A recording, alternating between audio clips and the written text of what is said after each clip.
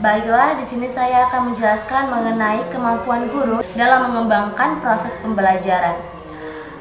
Penilaian unjuk kerja seorang guru dalam mengelola proses pembelajaran sebagai suatu proses pemberian estimasi kualitas unjuk kerja guru dalam mengelola proses pembelajaran merupakan bagian integral dari serangkaian kegiatan membantu guru mengembangkan kemampuannya. Maka dalam pelaksanaannya terlebih dahulu perlu diadakan penilaian kemampuan guru sehingga bisa diterapkan aspek yang perlu dikembangkan dan cara mengembangkannya.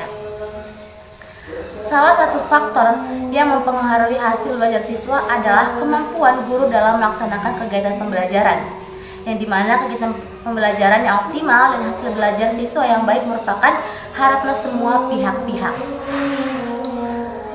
Lalu, adapun kompetensi atau kemampuan seorang guru dalam pedagogik merupakan kemampuan guru dalam pengelolaan proses pembelajaran. Yang pertama ialah pemahaman wawasan atau landasan keguruan. Yang kedua, pemahaman terhadap siswa. Yang ketiga, pengembangan kurikulum atau silabus. Yang keempat, perancangan pembelajaran. Yang kelima, pelaksanaan pembelajaran yang mendidik dan dialogis. Keenam, pemanfaatan teknologi pembelajaran. Ketujuh, evaluasi hasil belajar atau EHB. Kedelapan, pengembangan siswa untuk mengaktualisasikan berbagai potensi yang dimilikinya. Yang dimana dalam rencana pembelajaran atau proses pembelajaran tersebut harus mempertimbangkan beberapa aspek. Yang pertama, gaya belajar anak, lalu karakteristik anak, potensi anak, sehingga semua anak dalam satu kelas mendapatkan jatahnya dengan rata dan dapat memahami apa yang disampaikan oleh gurunya dengan gaya belajar mereka yang berbeda-beda yang sudah difasilitasi oleh gurunya. Indikator sebuah kegiatan belajar. Menurut Majid, unsur tersebut yaitu ada yang disebut dengan tujuan belajar, motivasi, hambatan, stimulus dari lingkungan, dan prinsip dan respons peserta didik. Yang dimana kegiatan belajar berbagai proses memiliki 6 unsur, yaitu yang pertama, tujuan belajar, yang dimana setiap peserta didik memiliki tujuan belajarnya dan akan melakukan kegiatan belajar sesuai apa yang dia inginkan, yang dimana peserta didik itu bebas apa yang dia inginkan dalam mencapai tujuan belajarnya. Yang kedua, motivasi. Aktivitas belajar merupakan kegiatan yang dilakukan dengan sengaja dan dalam kondisi sadar. Kegiatan belajar akan dilakukan jika peserta didik memiliki tujuan dan dasar tujuan yang berawal dari adanya motivasi. Hal inilah yang menjadikan pentingnya motivasi yang diberikan kepada peserta didik. Yang dimana motivasi itu bisa dari orang tua, dari guru, dari keluarga-keluarga terdekat agar memotivasi peserta didik untuk memiliki tujuannya dalam belajar. Yang ketiga, hambatan atau tingkat kesulitan, yang dimana faktor ini yaitu sebuah hambatan yang dirasakan oleh peserta didik dalam mencapai tujuan belajar. Hambatan ini yaitu kesulitan dalam menerima pengetahuan atau kesulitan belajar. Yang keempat, stimulus dari lingkungan. Hal ini merupakan faktor yang penting karena adanya sebuah hambatan pada respon peserta didik agar tidak merasakan kegagalan dalam pencapaian tujuan pembelajaran. Yang kelima, situasi. Pemahaman situasi oleh peserta didik akan memudahkan dalam memahami kegiatan-kegiatan belajar yang berbeda dalam merespon. Hal ini akan digunakan dalam merespon stimulus lingkungan untuk memecahkan sebuah permasalahan. Yang keenam, respon. Respon peserta didik sangat penting dalam stimulus yang telah diberikan dan dalam merespon hal tersebut, maka peserta didik memiliki tujuan sehingga dapat dikatakan bahwa peserta didik berjalan mencapai tujuan dengan acuan, arahan, dan pengawasan dari pihak keluarga dan juga dari gurunya. Dan adapun standar proses pembelajaran adalah merupakan tingkat standar nasional pendidikan yang berkaitan dengan pelaksanaan pada satuan pendidikan untuk mencapai kompetensi lulusan. Dan adapun kemampuan guru yang sangat mempengaruhi dalam pembelajaran yaitu yang pertama, kemampuan dalam penguasaan materi, yang dimana guru sangat penting harus menguasai materinya dikarenakan ketika guru tidak bisa menguasai materinya, maka pembelajaran itu sangat kacau. Yang kedua, membuat rencana pelaksanaan. Guru juga harus membuat rencana pelaksanaan agar lebih mudah untuk mencapai tujuan pembelajaran. Yang ketiga, melaksanakan pembelajaran, yang dimana guru juga harus sanggup memiliki kemampuan untuk membuka pembelajaran, yang dimana pembukaan, inti, dan penutup. Guru juga harus memiliki kemampuan tersebut dalam pembuka pembelajaran dan menyampaikan materi dan menutup pembelajaran. Yang keempat, melakukan refleksi setelah pembelajaran berakhir, yaitu yang termasuk refleksi dalam yang telah menyampaikan refleksi pembelajaran, yaitu merupakan ice breaking, yang dimana peserta didik akan dapat arahan dari guru untuk menyampaikan ice breaking kepada peserta didik untuk mencairkan suasana biar tidak terlalu tegang. Kenapa sih alasan seorang guru harus mempunyai kemampuan dalam mengembangkan proses belajar? Jadi, pengembangan profesional seorang guru antara lain adalah ditunjang dengan kemampuannya menciptakan kondisi dan interaksi proses pembelajaran yang optimal dan kondusif.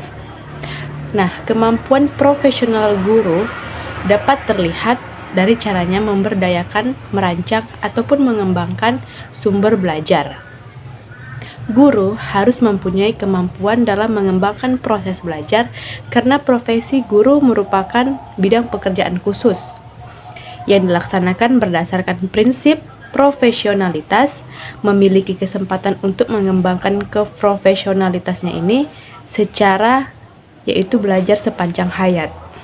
Nah, jadi kenapa guru harus mempunyai kemampuan dalam proses mengembangkan belajar, yaitu karena metode pembelajaran yang digunakan guru harus sesuai dengan kondisi peserta didik saat ini. Nah, jadi tujuan guru mempunyai kemampuan dalam mengembangkan proses belajar, yaitu yang pertama itu agar dapat mempersiapkan pelajaran dengan baik. Jadi guru di awal-awal itu memberikan motivasi. Nah, motivasi ini tuh bertujuan agar anak itu tertarik dengan pelajaran dan mau mempelajarinya. Nah, yang kedua yaitu agar mengurangi rasa bosan dan jenuh. Jadi ketika anak sudah tertarik dengan pelajaran itu, tidak akan timbul rasa bosan dan jenuh. Nah, yang ketiga yaitu untuk mengembangkan minat dan rasa ingin tahu siswa. Jadi ketika anak itu sudah tertarik, tidak bosan, nah jadi ada perasaan rasa ingin tahu mereka di pelajaran itu dan mereka mau mempelajarinya. Nah, yang terakhir itu untuk mencapai tujuan pembelajaran.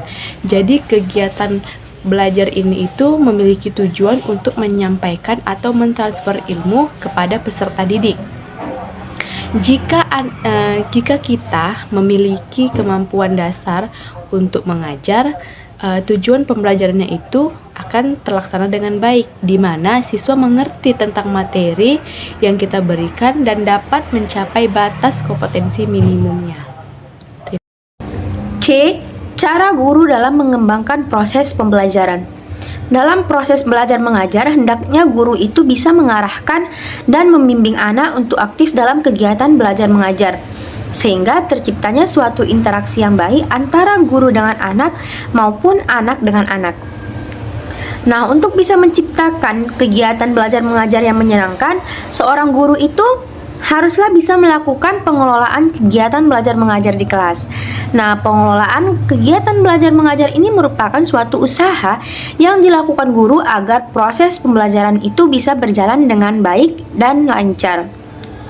Lalu ada 6 cara yang bisa dilakukan oleh guru dalam mengembangkan proses pembelajaran, yaitu yang pertama, memiliki keterampilan dalam mengajar. Nah, keterampilan dalam mengajar ini merupakan salah satu arjen yang harus dimiliki oleh guru maupun calon guru. Keterampilan mengajar ini menjadi sangat penting karena bisa membantu guru dalam proses belajar mengajar.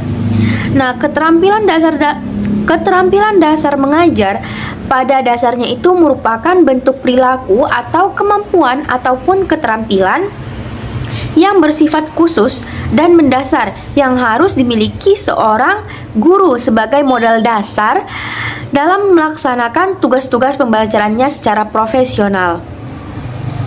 Nah, dengan dikuasainya keterampilan mengajar tadi, maka guru itu akan mudah melaksanakan perannya sebagai pengelola pembelajaran yang sesuai dengan kompetensi yang telah diterapkan. Dalam keseluruhan proses kemampuan guru dalam mengembangkan proses belajar. Lalu kemudian yang kedua itu melaksanakan pembelajaran yang aktif. Nah, kemampuan guru dalam melaksanakan pembelajaran yang aktif ini menjadi fokus dalam peningkatan mutu guru. Karena hal ini dikarenakan oleh alasan bahwasanya dengan pembelajaran yang aktif, peserta didik itu akan menggunakan seluruh potensi dalam dirinya saat belajar. Nah, hal ini sejalan pula dengan Permendiknas nomor 14 tahun 2007 yang mengatakan yang berisi tentang standar proses untuk satuan pendidikan dasar dan menengah, yang menyatakan bahwasanya pelaksanaan kegiatan inti merupakan proses pembelajaran untuk mencapai kompetensi dasar yang dilakukan secara interaktif, inspiratif, menyenangkan, menantang, memotivasi peserta didik untuk berpartisipasi aktif, serta memberikan ruang yang cukup bagi prakarsa, kreativitas, dan kemandirian sesuai dengan bakat dan minat perkembangan fisik serta psikologis peserta didik. Lalu yang ketiga, sebagai fasilitator dan motivator. Nah, di sini guru itu berperan sebagai fasilitator dan motivator belajar siswa, di mana guru itu bisa membantu dan memberikan kemudahan supaya siswanya itu bisa mendapatkan pengalaman belajar sesuai dengan kebutuhan dan kemampuannya. Nah, guru sebagai motivator dengan teknik-teknik tertentu bisa menggerakkan motivasi siswa dalam belajar, dan perlunya motivasi itu tidak lain untuk memancing semangat dan minat siswa serta meningkatkan prestasi belajarnya. Sedangkan guru sebagai fasilitator, guru itu diharapkan bisa memantau tingkat kesukaran pengalaman belajar dan segera membantu mengatasi kesukaran belajar. Bantuan mengatasi kesukaran belajar itu perlu diberikan sebelum siswa putus asa. Guru wajib menggunakan pengalaman belajar dan kemampuan dalam memotivasi siswa dalam belajar.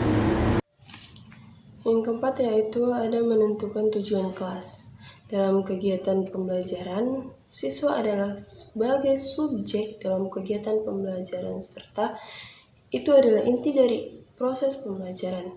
Tidak lain adalah kegiatan pembelajaran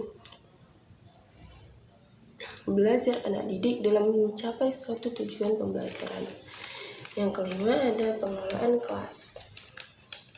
Secara umum, tujuan pengelolaan kelas menyediakan fasilitas bagi bermacam-macam kegiatan belajar siswa dalam lingkungan sosial, emosional, serta intelektual dalam kelas, agar setiap anak dapat bekerja dengan baik dan efektif, sehingga tercapailah sebuah tujuan yang efisien dan efektif. Yang keenam ada memberikan pembelajaran yang menarik.